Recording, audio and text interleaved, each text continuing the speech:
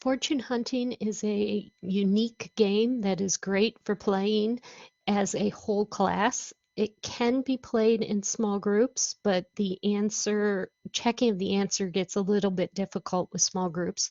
So I prefer to play at whole class. I divide my class into 2, 3, or 4 teams, depending on how many students I have.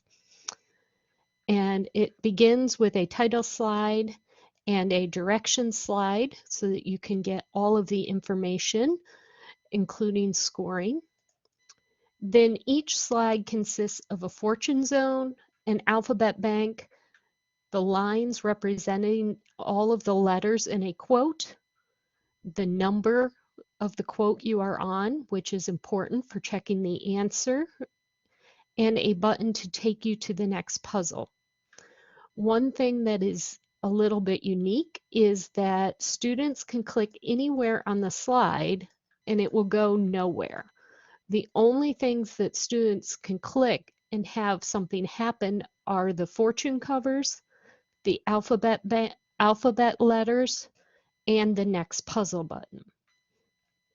Anywhere else they click, it simply stays right on the slide they are on.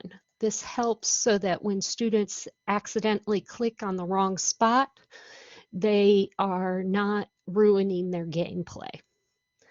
So to play the game, Team 1 would select their fortune, and they selected fortune 10, which is 400 points. They then choose a consonant from the alphabet bank, and let's say Team 1 chooses the letter S. There are 2 instances of S in this quote, and so Team 1 would earn 800 points. That 800 points needs to be recorded somewhere else. There is no mechanism for scorekeeping within the game. I usually just keep track of points on the whiteboard. And now Team 1 has their choice. They can choose another fortune and choose another consonant. They can choose to buy a vowel for 200 points each, or they can choose to solve the puzzle, and their final choice is simply to pass their turn to the next team, which none of my teams ever choose.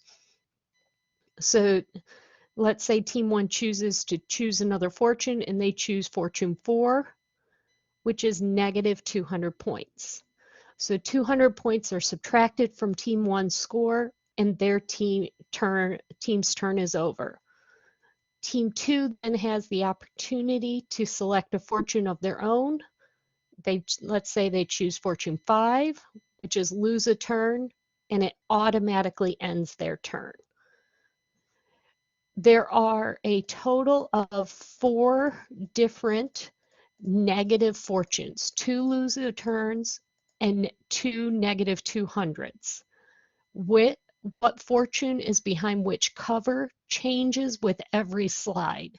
So teams never know what fortune they will reveal when they choose one. As teams select the various letters, they appear in the quote as many times as necessary from one click. If the team selects a letter that is not in the quote, such as Q, it simply disappears from the alphabet bank, and that team's turn is then over with no penalty. They earn no points, but they lose no points. All of the letters that are necessary will appear as soon as they are clicked. And so teams can continue on choosing letters until they say they are able to solve the quote. And they tell you the quote. You as the teacher can check the answer key to see if they are correct or not. If the team solves the quote before they run out of fortunes, it is a positive 1,000 points. If they try to solve a quote before they run out of fortunes and are incorrect, it is a negative 1,000 points. If in the rare occasion that you run out of fortunes before a team is able to solve a quote, then all teams are forced to make a guess as to what the quote may be.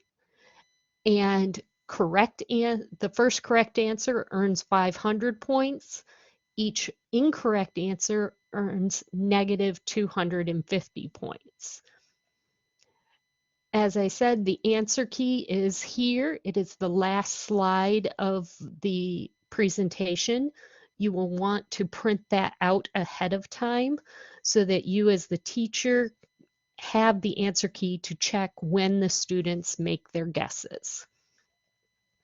My students really enjoy this game, and I hope that yours will as well.